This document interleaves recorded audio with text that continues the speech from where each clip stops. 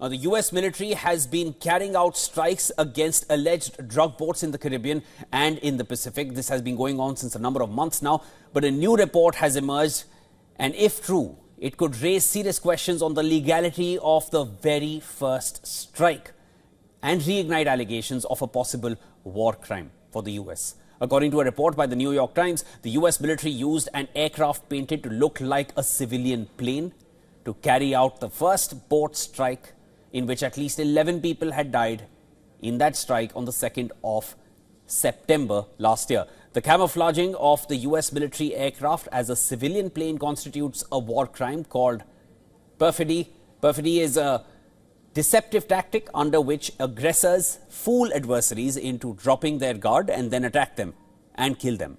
The NYT report says that the US aircraft had swooped low enough for those aboard the boat to see it. The alleged drug boat had then turned back towards Venezuela before coming under attack from the US.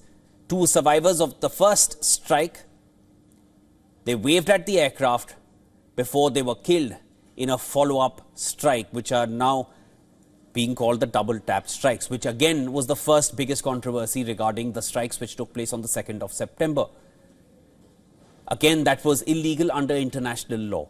According to the NYT report, questions about perfidy have come up in closed-door briefings of Congress by military leaders, but the issue is yet to be publicly discussed because the military aircraft in question here is classified.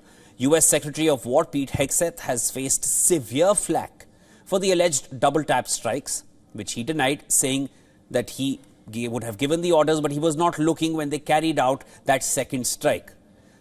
Last month, Democratic lawmakers had called for the release of the classified footage of the follow-up strike, but Hegseth rejected this demand, citing national security. The US conducted over 30 strikes on alleged drug boats in the Caribbean and Eastern Pacific, killing over 100 people. The Trump administration has justified these attacks as part of its war on drug trafficking and narco-terrorism, but experts have questioned whether the US has powers to carry out such strikes under international law.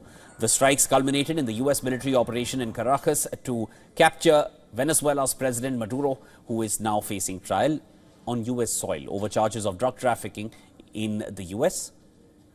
The New York Times report has raised further questions over the legality of these strikes.